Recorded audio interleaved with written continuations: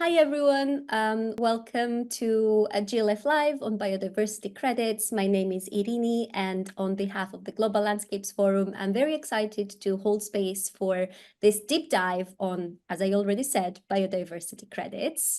In recent times, there has been an increasingly discussion on the use of biodiversity credits, the words around biodiversity credits as an essential tool to finance nature conservation, restoration, and biodiversity overall.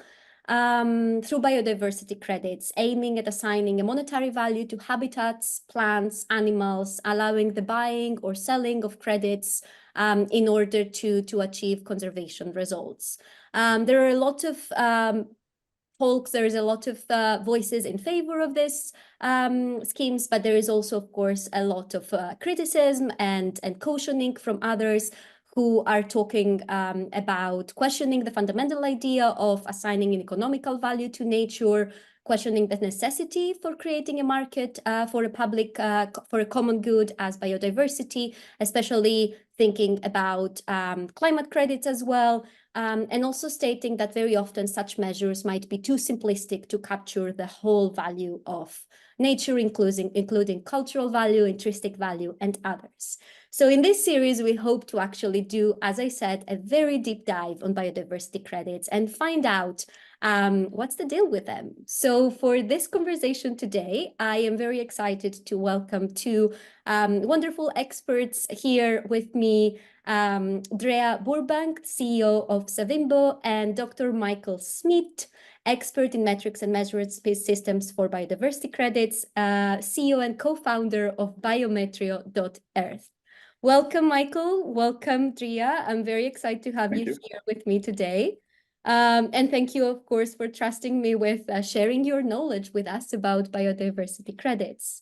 Without further ado, I would love to start the first question for Drea. And this is, if you would like to explain to me and our audience, in very simple words, what is biodiversity credits? How do we define that? And how do we develop it?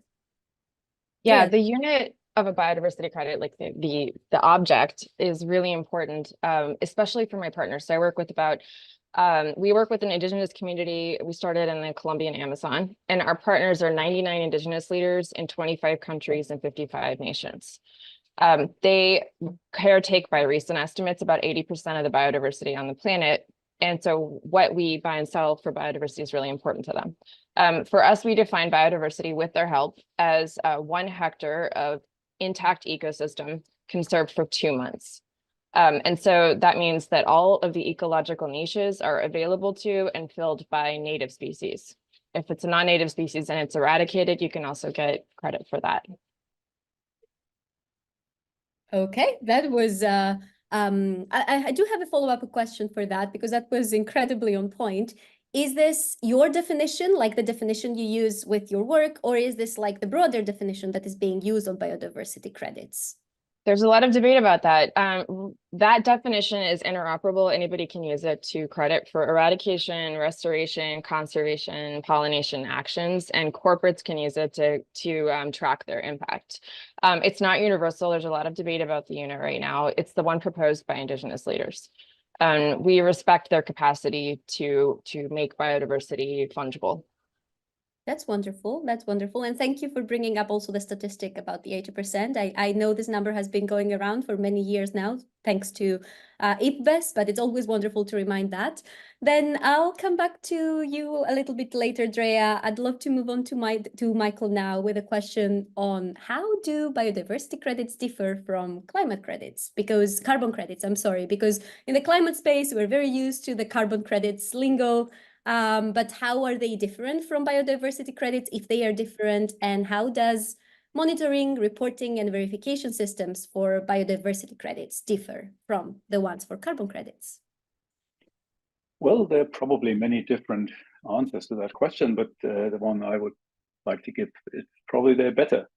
They're simply just better because in an ecological sense, they really take on the topic from the basis. So the biodiversity conditions the carbon and not the other way around. So the carbon credit in itself had a lot of flaws in its construction. It's also modeled. Carbon is not measured, as many people believe. It's modeled on very basic values. And we do pretty much the same in biodiversity independently if it's a system like Savimbo proposes, which is one I personally quite like, or if it's more complex systems. But in a sense, it gives you basically, it solves two problems in one effort. Now that's basically climate change, because when you maintain biodiversity, you maintain the carbon. More diverse systems have a lot of impact on carbon resilience, but also carbon permanence in the system. And it also obviously keeps our life support zones on the planet in work. I would rather move away from the word nature conservation. Sorry, that's a bit of a loaded term. And it's not really up to the point. It also separates us from nature, which is not really what's going on here. So it's one planet. We need to live on it, and we need to keep the systems alive, which keep us alive. So it's rather a maintenance question and not a conservation question. Thank you, Michael. I always find tricky in English the conversation conservation. Yes, yeah. So I feel you with that. No, but thank you. This is a really good point. And indeed, nature conservation is a loaded question, and it has to be updated also in the way we think about it, in conviviality with nature, etc. We have a lot to learn from it. Thank you for your response. And I'd like to build on that question with the next one that I'd like to share with Drea. As I shared in the beginning, there is also a lot of concerns around biodiversity credits, and many would say it's fair to be concerned about these type of schemes. So I'm wondering if you can share from your perspective, Drea, whether the market is currently taking into consideration those concerns that are being raised from different sectors in regards to biodiversity credits. If yes, in what ways? And if not, what actions we must take in order for these concerns to be taken seriously? Yeah, so I would say the top concerns are measurement concerns based on failures of carbon. The next one would be IP and LC inclusion, so whether or not they're going to be included in the market.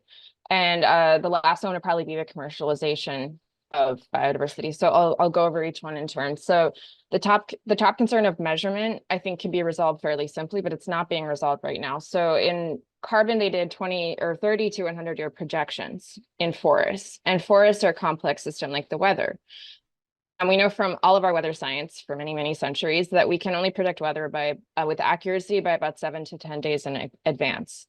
And so most of the carbon credits failed, not because they didn't necessarily try to be fraudulent, but because they really couldn't predict accurately 20 years into the future what a forest was going to do. The easy solution to that is not to pay for projection into the future, but to pay for actions in the past. So there's a lot of people proposing reforms in carbon to just pay for a fact instead of a promise. And that's how we've structured our biodiversity credits, with an eye towards innovation and climate.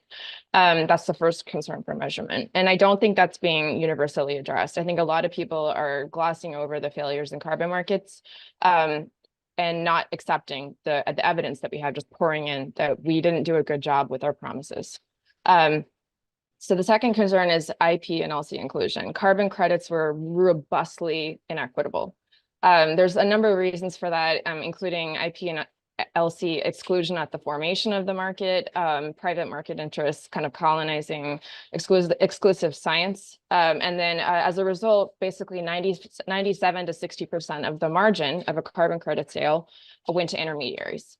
That's easy to address by making the science simpler and more tangible, and biodiversity can certainly do that because animals are a lot easier for locals to understand. You talk to a local about a carbon credit and they're like, what is that? What is carbon? It doesn't make any sense. You talk to them about an apex predator or something they can see and they've been tracking for centuries, and they'll be like, yeah, no problem, I can work with that. So the ability to include IPLC, we have a chance to include them better. We're not doing a good job right now on global forums. It is a constant fight for us to get our leaders into meetings, to get them heard, and to get them represented, to even get them invited. We talked to every single global meeting that regulates or is forming the biodiversity market, and it has been repeated conversations. I would really like to see that change. I've seen willingness to change, the skills to change, the skill set to change that is still emerging. We're happy to teach. The last one, and I think it's non-trivial, is the commercialization of biodiversity. There's a recent meta-analysis, which I really love in science, and they found that there's inverse correlation between the density of biodiversity in an area and the conservation funding. So an area like the US forest that I grew up in is really well protected by laws, has a lot of funding, there's people paid to maintain it. Whereas the Amazon, which is way more biodiverse than where I grew up, has zero conservation funding and zero protection. We're really hoping that biodiversity credits, which is a commercial service, but can transact across nation states and directly to indigenous groups, could help with conservation funding that's more fluid.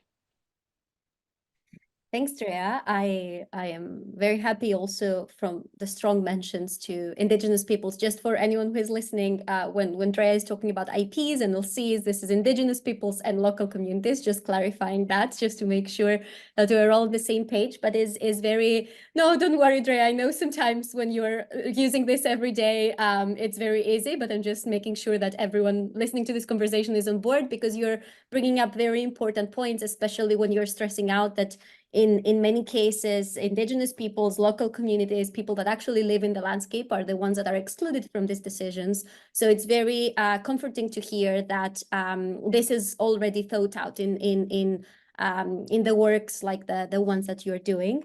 I'd like to extend the same question to you, Michael, if you have something to add on what Drea already mentioned.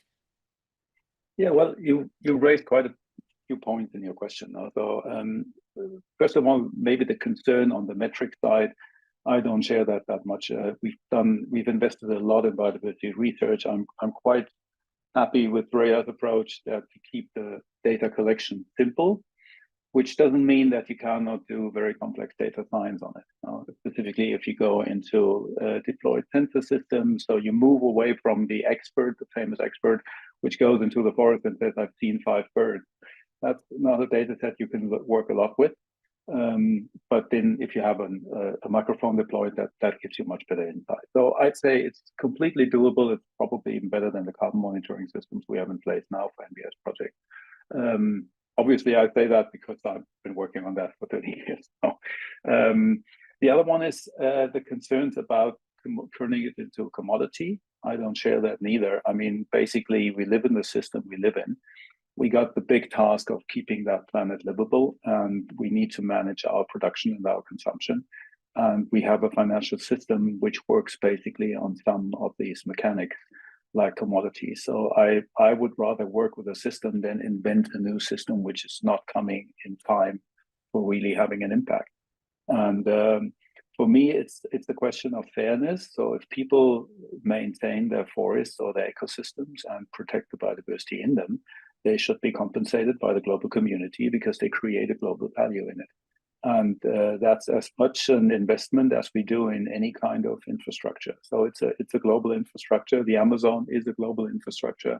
The Gulf Stream is a global infrastructure. The Congo, many wetland systems are, and we should recognize them, and we should be able to put a price tag on it.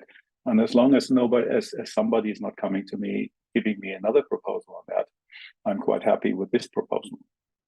It seems to be in line with our way of perceiving things. And I guess it can actually work.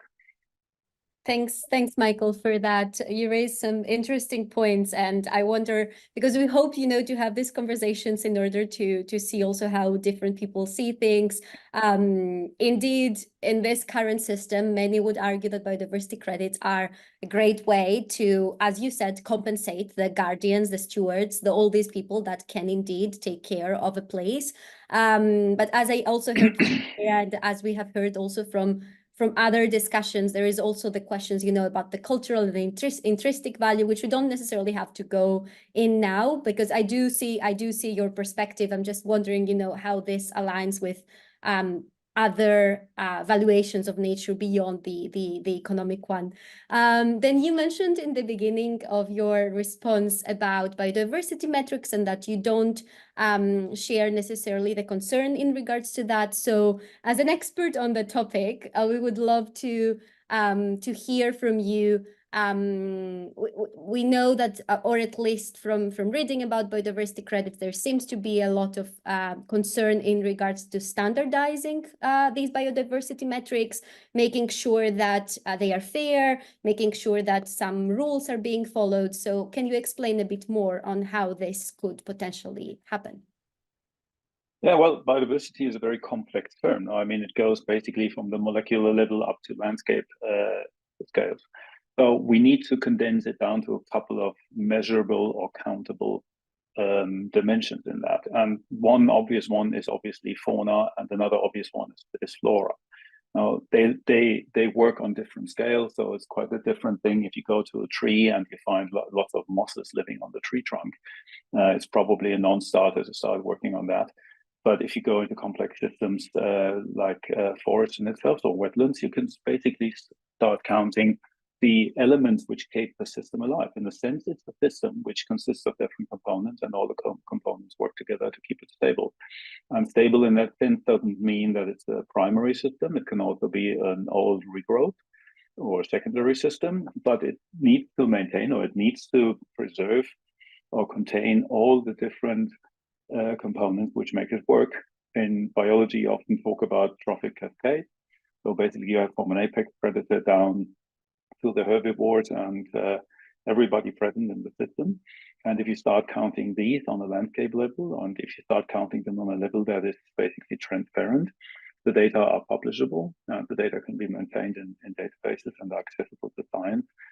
I think it's a well thought through concept, which we've been doing for quite some time. What we haven't been doing is doing that operationally over systems over many, many years. But there is, again, I'm here with Drea, our best guardians, our best observers are the people living in these systems. Culture is quite often quite intrinsically linked to biodiversity. When I was still in the Mexican government in Conavio, we did a study on Mexico's biodiversity linked to cultural and ethnic biodiversity. There was a very high correlation. You know, the higher the biodiversity, the higher was the diversity of the ethnics living in these areas. So it's basically two flies with one spot, and the two are intrinsically linked. People have developed together with their systems, and so you can't really separate that. We've been separating it in the West and over basically putting stuff on top of that, and obviously it didn't work. That's why we are in the situation we are in. Thanks, Michael. I do really appreciate how you keep coming back on this non-separation of nature and humans. I think it's not actually a conversation we hear very often when it comes to biodiversity credits being so strongly involved here about this conviviality. So thank you for bringing up this point again. Drea, the next question is again for you. And to wrap up this uncertainties and challenges space of our conversation, can you name some of the uncertainties that you have encountered working with local people, with indigenous peoples in regards to biodiversity credits, and how are these uncertainties navigated? Yeah, first I want to validate something Michael said, 100%. Go ahead. So the answer to both the cultural problem of like how do we measure nature and the commercialization, the measurement of biodiversity is actually, in our experience, very similar. So indigenous groups have totemic animals. Totemic animals have strong cultural significance. And the reason that they're totemic is that those animals are representative of the ecosystem. And in Western science, those translate directly into indicator species. And indicator species are a great way to track an ecosystem because they tell you about all the other animals in the ecosystem, like an apex predator in Mexico and Colombia, where I'm at, a jaguar functions. And so I really want to validate what Michael said. Culture and biodiversity measurement are inextricably connected in cultures that live with biodiversity. And we can leverage that in Western science to make better metrics. As far as uncertainties, the communities that I work with are very uncertain if this is going to be fair. I think that's really the thing that matters the most is, are we going to be fair with biodiversity? Because we were not fair with carbon, and we haven't been fair for about 200 years in areas with high biodiversity. So they want to know, are we actually going to pay them the value of their ecosystem, the value of their service? Are we going to respect their laws? Are we going to work with them directly? Are we going to put intermediaries in front of them? Fairness is the biggest uncertainty in this market. The second one I would say is buy side. Like people are very concerned that nobody will buy these credits. That hasn't been our experience. Most people are really interested in biodiversity. For buyers, biodiversity credits fall under the growth end of a corporate balance sheet. So, you know, videos of animals and things like that have been used to sell classic cars and things for centuries. There is a strong human connection to other species.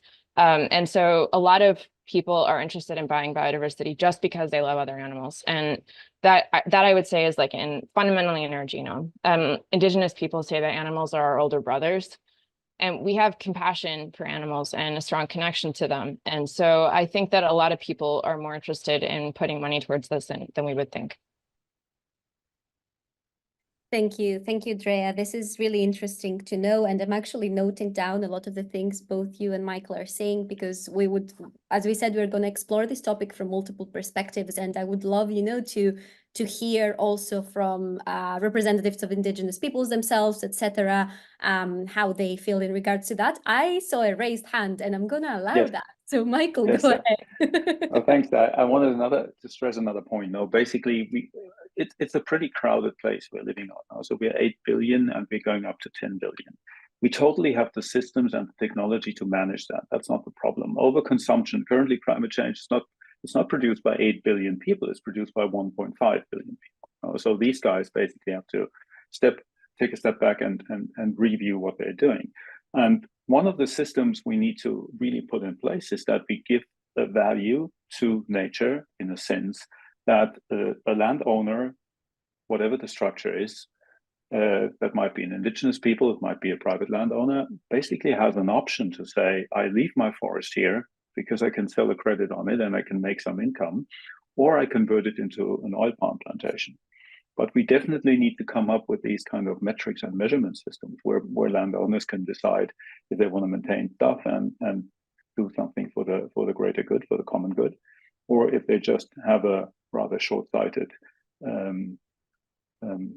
commercial value in their view. And if you look at the Amazon, most of the cattle ranching in the Amazon are systems which are basically working for 12 years. The soil is then so depleted that it doesn't make much sense anymore, and they only pay anyways only because of subsidies. No person in his right mind would actually go and have half a cow per hectare in the Amazon and try to sell it to Europeans. So it's not a very intrinsic system.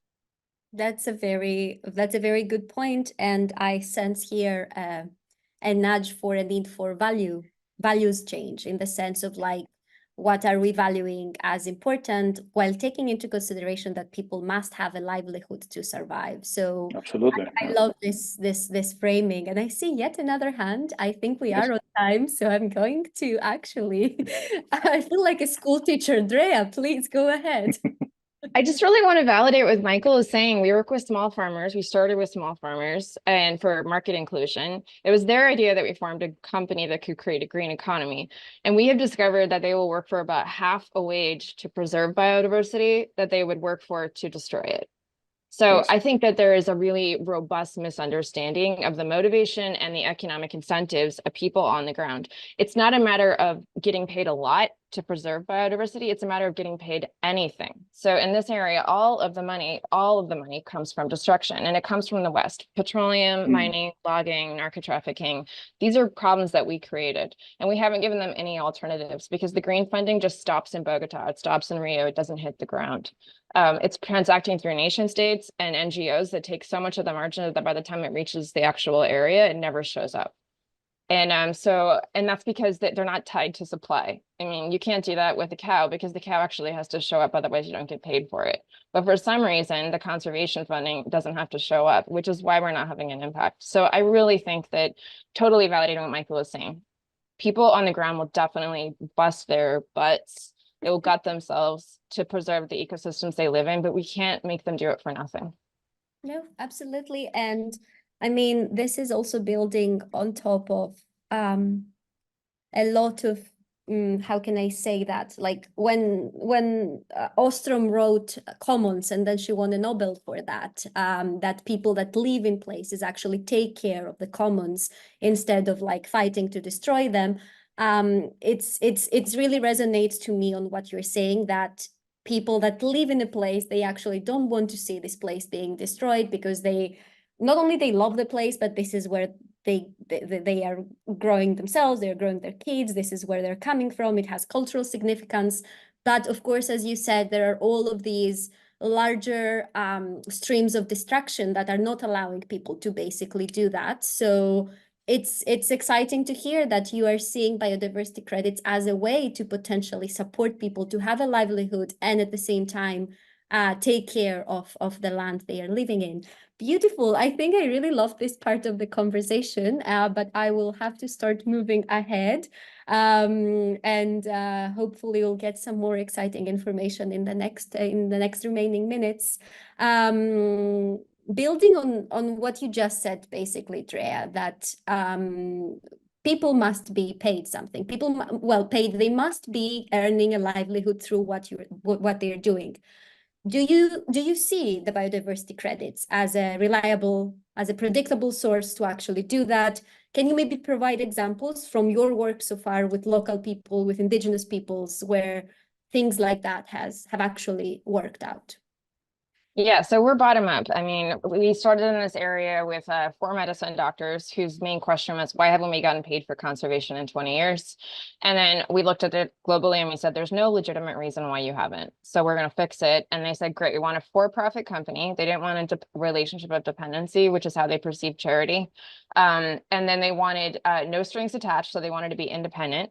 In other words, no long-term asset sales or contracts. And they also wanted a green economy that could compete with mining, logging, and narco trafficking. So that was their idea. Biodiversity credits were a response to that idea. And the reason was it was tangible. They could measure it on the ground. We use an apex predator. We use an indicator species methodology, which relies on local knowledge of totemic animals. So we measure about 53 different rare and endangered species in the area, and that's what we use to transact. It pays about $5 or $30 per hectare per year internationally. And the real value of biodiversity credits is we can skip all of the local levels of multinational government that have been extracting from this area for centuries and just go right to an international market. So I can have somebody in Europe buy a $5 biodiversity credit with their coffee, and it goes straight into the account of an indigenous leader in the middle of the Amazon. And it solves the public goods problem because the Amazon is globally important, and a lot of people know that, but there's not a lot of people here.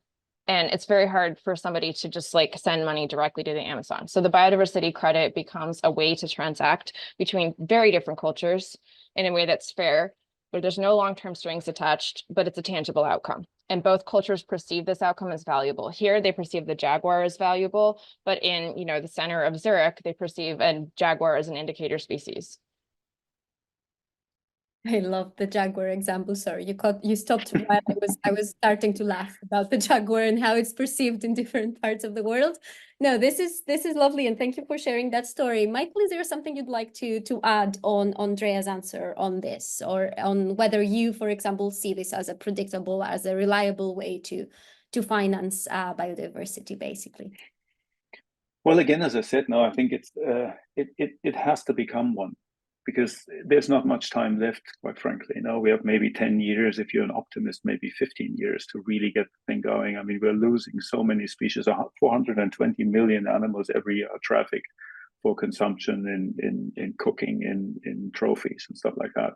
We've got a transfer system in place already, which is called tourism. That's a financial transfer system, which has a lot of flaws and a lot of problems. But Africa has been quite successful in maintaining their parks based on that system, in spite of all the flaws and all the problems. But Latin America, almost nothing. There's a couple of eco lodges in South America and in Mexico, but they're not really of a value that the Kruger Park, for instance, generates. But we need to come up with another financing idea to really have this money transfer going on and pay these global services. If not, we are simply screwed. And government regulation is around the corner. I hope they do it right this time, not like in the carbon market. There's the working group UK and France. I think they're thinking in the right direction. There's the World Economic Forum quite involved. Drea and me are in this BCA, the Biodiversity Credit Alliance. So the conversations go in the right direction, and I'm quite optimistic actually that we can finally do it. And if we can do it, and if we can create fair systems, as Drea insists, and me too, then we would really have a competitive system to the current land use practices, which would give landowners a choice if they basically want to do some agriculture or if they want to do some carbon and biodiversity farming, let's use that word, and keep the global system running. And if we don't get it right, we then have quite other problems. So it's a bit of a binary issue here. Thank you, Michael. And you actually kind of answered already the question I had in mind, because I wanted to also ask you, how do you see like the bigger picture connecting this with policy? Because I know that in the last, like in the Kunming-Montreal Global Biodiversity Framework, there's a lot of discussion in regards to biodiversity credits, etc. And especially now, looking forward for the implementation phase, everybody's asking where can the money for biodiversity finance basically come from? Who can fund all of these activities that need to happen? So in your, if I understood correctly, you do see a regulated and properly executed biodiversity credits, let's say, mechanism as a way to finance these bigger plans that international policies seems to have to try to agree. Yeah. In a perfect world, not living in a perfect world, but I still am quite optimistic that we get it done. We need to put some kind of maintenance fee on the ecosystems of that planet. And this needs to come through regulation. It could be as simple as a tax credit, basically a tax return for companies investing into these systems. It could be a bit more complex. I mean, Australia is thinking ahead on this. There's a working group of France and UK, and Germany is about to join it. There's a lot of discussions in the German government. We're working quite a bit with the German Development Bank, KfW, so we're privy of these discussions. I know there are a couple of discussions in the US. I think they're going to get it done. And the question is still if it's in time to really save what needs to be saved to keep these systems running. We're really in a race against time. I have no doubt that we get it right, but the question is it in time to and we know also how much we have to invest. Now, the biodiversity financing gap has been calculated several times. There's this number of 1 trillion around. There's another trillion for the climate systems. That is about 4% of global GDP. So it's completely doable. And it's not really an enormous endeavor for humankind. We've done more difficult things, I'd say. Thank you so much for that. I'd love to then leave the last minutes of our time together to ask if there is anything else you feel you'd like to share, if there is anything else you feel you'd like to say to the people that will be watching this for biodiversity credits. And I see Drea raising her hand, so go ahead. I am so excited. The Indigenous leaders came out about 2 months ago, and they were like, we are tired of playing defense on our territories. We want to propose our own solution. And they really want a universal rights of nature. So Universal Declaration of Rights of Nature at the UN. And that could really help with this, with policy. So imagine that we had rights for nature, which is a living being and technically should have rights just like any other species. And then if you had a rights for nature, then there could be laws and penalties assigned for crimes against nature, ecocide. And those penalties could go into fines that help us to restore ecosystems that have been damaged. And so you can see a circular system here between really recognizing that humans aren't the only species on the planet in law, and then enforcing that so that we can stay within the limits of growth. And so this would be rights for nature first, is in other words, this biosphere that we live in and interact in that we need to sustain ourselves. And then secondarily, human rights, including indigenous rights. And last, commercial rights, economic rights. And right now we have an inverse policy for that. Like corporations have more rights than another species does. And so it's really not that complicated to think about it that way. And I don't think it would disrupt our systems that much, but it could solve so many problems at once. We are a childlike species. We're not a bad species, but we're just like a child doesn't think long-term into the future and an adult does. We don't think very well about our environment, and we're getting better at it. And I think we can really grow up. I love this. I love where this conversation is heading because it was a very unexpected turn for me that the conversation on biodiversity credits will actually have such a strong discussion on rights and ecocide and growing up as the humankind.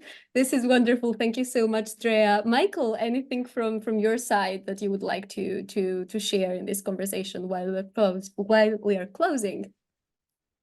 No, I think Drea said it pretty much. Now, again, as I said, I'm quite optimistic that we get it done. It's a wonderful proposition in itself. I mean, I've been in this conversation for many, many years. There have been many discussions about financial transfers and putting in intrinsic value on these ecosystems. It's the old economic problem of basically putting or quantifying basically external costs into an internal system.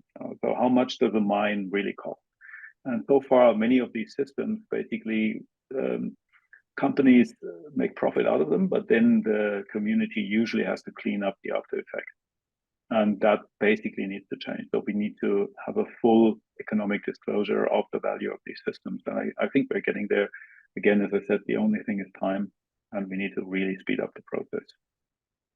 Thank you so much. Thank you thank you both actually for bringing up all of this. To be honest, I felt that you brought up a lot of the drivers of the biodiversity crisis in this conversation in a way and included them in this conversation for biodiversity credits that are kind of like at the solution end, but there are all of these drivers that have to be taken into consideration. We spoke about mining, deforestation, we spoke about the economic system and the way it values or doesn't value the different systems that keep us alive. We talked about disruption. I personally believe there is a lot of healthy disruptions that our current ways of doing policy and economics and everything else need to happen. So it was wonderful to learn from both of you. And I thank you a lot for being so transparent and honest and actually extremely interesting in this conversation because it's a scary topic, biodiversity credits. It doesn't sound,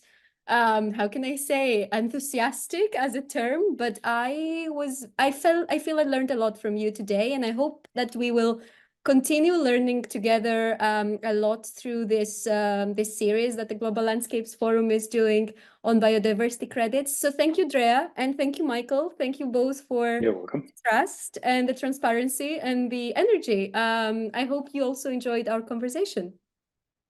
I did. So much fun. I always love talking to Michael because me too. I'm a fan of Drea, so full disclosure. Yeah, you know, it's a really cool community working on this around the world from lots of different perspectives with a lot of heart. Thank you. And we hope that we will manage to bring a lot of these perspectives in this series. So thank you, everyone, and thank you who everyone is watching, and goodbye for now. And the rest of you, Goodbye. Looking forward to the next one. Bye-bye.